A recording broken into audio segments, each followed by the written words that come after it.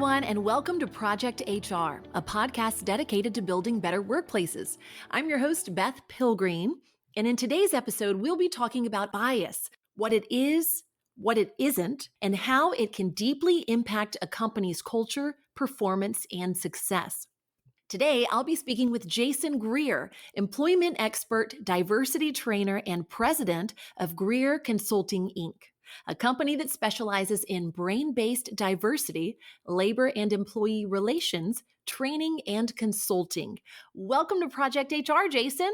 Hey, Beth, thanks so much for having me. This is great. I'm looking forward to this. Oh, good. Me too. We're so glad to have you here. Hey, thank you. So, Jason, let's start off with just the concept of cognitive bias all by itself. I think a lot of times people equate the idea of bias with an ism like sexism or racism, but it's more comprehensive than that, right? Yeah, absolutely. I think that bias as a whole has gotten this, it's almost like this dirty connotation when you hear bias. Mm-hmm. So people automatically think it means something bad. But when you think about bias from a brain perspective, bias is actually good because bias is the brain's way of keeping you safe. Biases, by and large, are good. The unfortunate thing about bias, though, is that there are so many stories and experiences and family history, genetic socialization that have built upon this bias. So what started out as your brain's method of "I just want to keep you safe" has now become "don't walk down the street, don't talk to this person, don't be around this person, don't do this, don't do that," to the point where people are literally walking around and they have all these conflicting stories and don't quite know what to do about it. Would you say that everyone has biases? And if so, why do we have them in the first place? Yeah, definitely. Everyone has biases. And again, there's nothing inherently wrong with biases. It's how we've evolved. So in society, our technology has evolved. Our way of living has evolved. But the most amazing tool ever created, which is the brain, is the one thing that has not evolved. Because our brains are still stuck. They still think that we live in the time of our ancestors, right? Right. Our ancestors lived amongst clans. And these were clans of people who thought like them, talked like them, walked like them, therefore they were them. That's what we call our in-group. And when you're in the presence of your in-group, there's this natural biological function that happens. When you're in the presence of your in-group, you have this dopamine feeling that goes through your body. Dopamine is like the feel-good hormone. You feel comfortable, you feel safe, because these people that you're around who are members of your in-group help you to survive. They're people that you mate with. They're people that you grow a civilization with. And you feel safe. Yeah, you trust them. And you trust them. Now, what happened, though, is that as these in-groups or as our ancestors walk down the land, whatever part of the world your ancestors might be from, then they come across somebody who doesn't look like them, doesn't talk like them, is not them. Now they're in the presence of someone who's a member of an out-group.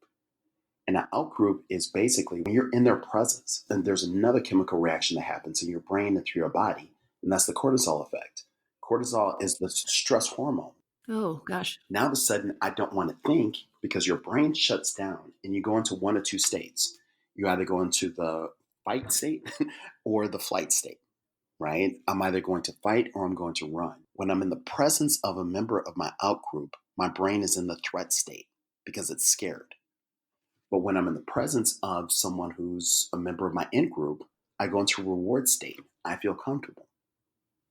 Now, again, in keeping from an evolutionary standpoint, since our brains have not evolved, now you fast forward to 2019, and you have people walking around with these biases and walking around in these threat states, and they're not even aware of where it came from.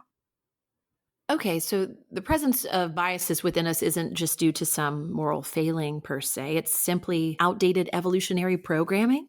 I'm always careful when I say outdated. I'm always careful around that, but I will say that it's a matter of evolutionary programming because it's evolutionary programming designed to keep you safe. That is so interesting. Okay, so what is explicit bias and what are some examples? Great question. So explicit bias is the type of bias that we're consciously aware of. I have an explicit bias toward, and I'm not saying this for myself, but if you're a right-handed person, you might have an explicit bias towards somebody who's left-handed because that's different from you, right? Mm-hmm. It's something that you're aware of. You can almost see it because you know you have it. And so what would you say implicit bias is and some examples of that? So implicit bias is really the type of bias that's more, it goes beyond the surface level. You might see something on TV or see someone on TV, and all of a sudden you have this reaction, and it might be a negative reaction, and you don't know where it comes from. You just know that they scare you. Like, I'll give you an example. When I was a kid, if I would see someone on television with big teeth, it scared me. And I can still, to Really? this day, I can't tell you why. I wonder if it reminded you of like it or some monster that you saw in a movie. It's very possible. But what's interesting is, as we talk about bias from an evolutionary standpoint, I think that people don't realize how impactful our family history is, our genetic socialization, the stories that have been passed down to us through generations. These things are on your mind and you're not even aware of it. And you don't become aware of it until all of a sudden you have a very strong reaction toward or a very strong reaction against. You just know it's there and you can't quite put your finger on why it's there, but it's there. Because it very well could be just some sort of familial programming, like in our generations, that we can't explain, right? Exactly. Exactly. So, how does bias, implicit or explicit, enter the workplace?